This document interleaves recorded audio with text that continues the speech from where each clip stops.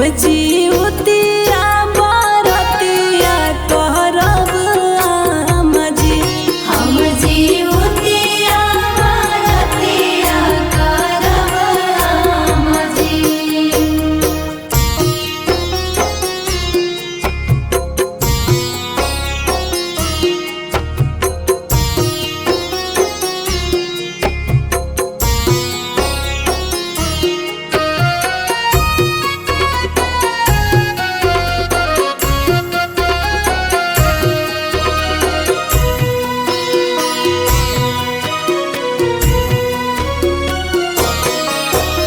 रउए संगे संगे हमहू गंगा नहाई।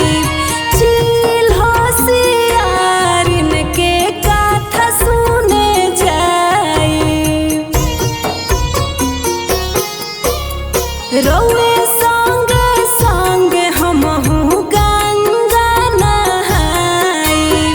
चील होशियारिन के कथा सुने जाई।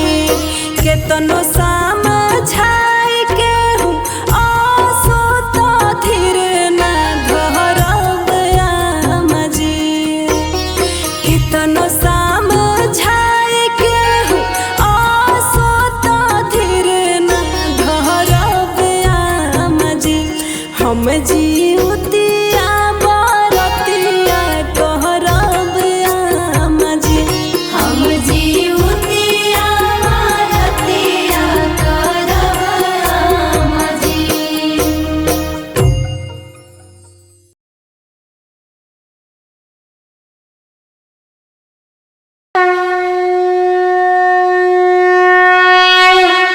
एक बार प्रेम से बोलिए जीवतवाहन गोसाई की जय।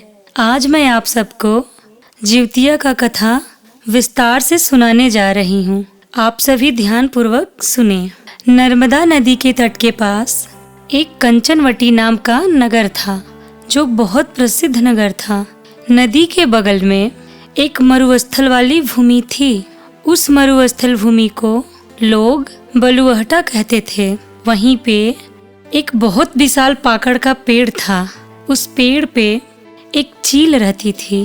पेड़ के जड़ में एक गुफा था जिसमें एक सियारिन रहती थी। चील सियारिन में बहुत प्रेम था। दोनों एक दूसरे को मुंह बोली बहन मानती थी।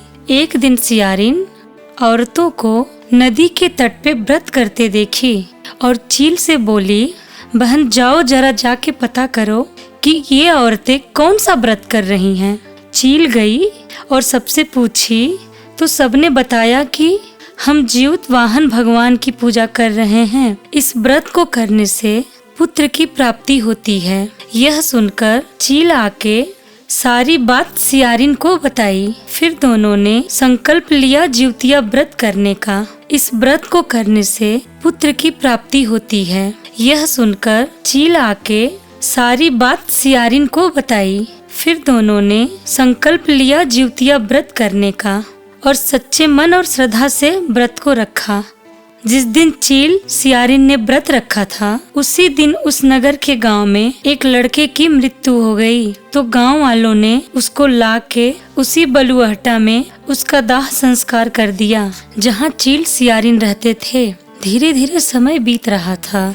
जैसे जैसे रात आने लगी, सियारिन को भूख लगने लगा। जब सियारिन से रहा नहीं गया, तो वो जो मुर्दा जल रहा था उसको लाके अपनी गुफा में लगी खाने।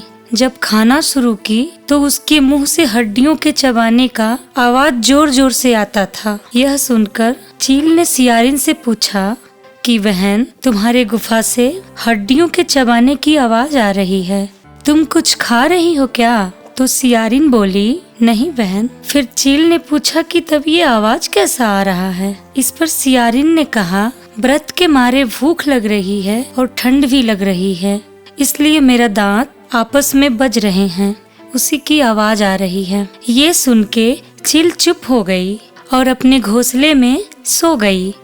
नहीं, सुबह उठ के चील सियारिन दोनों ने पारण किया। कुछ दिन बाद दोनों का बच्चा होने को रहा। तो चील का बच्चा पैदा हुआ तो जिंदा ठीक ठाक था और सियारिन का बच्चा होते ही मर जाता था। ऐसे करके चील को 6 बच्चा हुआ और सियारिन को भी। तो चील का बच्चा ठीक था और सियारिन के सारे बच्चे मर गए। तो सियारिन बड़ी दुखी हुई, बहुत रोई। चील उसको समझाई और चुप कराई। एक दिन रात को जब सियारिन सो रही थी, तब सपने में जीवतवाहन गोसाई आए और सियारिन से बोले कि तुमने मेरे व्रत में मांस खाया, निष्ठा से नहीं किया, जबकि चील ने बिना पानी पिए भूखे रह के मेरा व्रत किया, इसलिए उसके बच्चे जिंदा हैं, तुम्हारे मर गए। ये सुन के सियारिन रोने लगी और बोली कि हे जीवतवाहन भगवान, मेरे से बहुत बड़ी गलती हुई, मुझे माफ करें और उपाय बताएं कि मेरा भी बच्चा जिंदा रहे और मैं भी खुश रहूं। तब जीवतवाहन भगवान ने सियारिन से कहा कि तुम फिर से इस साल मेरा व्रत बिना अन्न जल के बिल्कुल निर्जला रह के करो। अगर तुम अच्छे से मेरा व्रत की तो तुम्हें जरूर पुत्र का फल मिलेगा। इस बार सियारिन ने बहुत अच्छे से पूरे मन से व्रत किया और सुबह उठ के पारण किया। कुछ दिन के बाद सियारिन को भी 6 पुत्र हुए और सब बहुत सुंदर थे। सियारिन बहुत खुश हुई और हर साल जिउतिया व्रत चील और सियारिन करने लगे। इसी प्रकार जो भी जिउतिया व्रत करता है और जीवतवाहन गोसाई की पूजा करता है तथा अपने घर के आंगन में इस कथा को सुनता है, जीवतवाहन भगवान उसको पुत्र देते हैं तथा उसके पुत्र की आयु लंबी करते हैं और धन धान की कभी कमी नहीं होने देते। इस प्रकार जिउतिया व्रत का कथा समाप्त हुआ। एक बार बोलिए जीवतवाहन गोसाई की जय।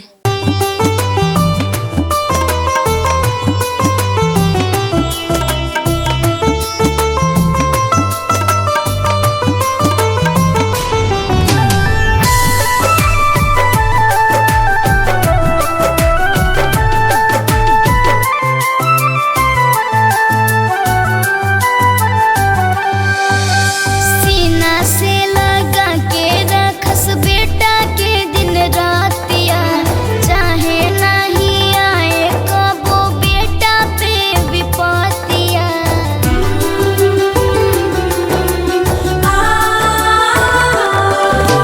सीना से लगा के रखस बेटा के दिन रातिया, चाहे नहीं आवे कोनो बेटा पा विपतिया।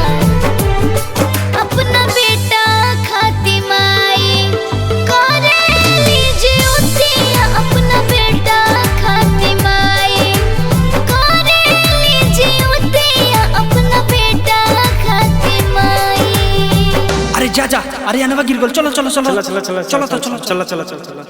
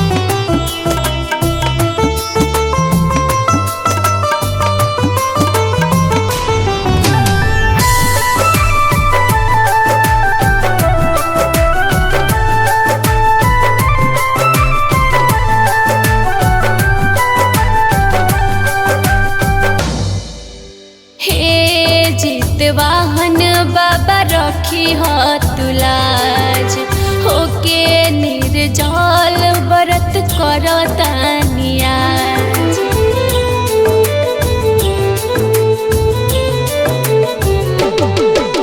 हे जितवाहन बाबा रखी हो तुलाज होके निर्जल व्रत करतानी आज।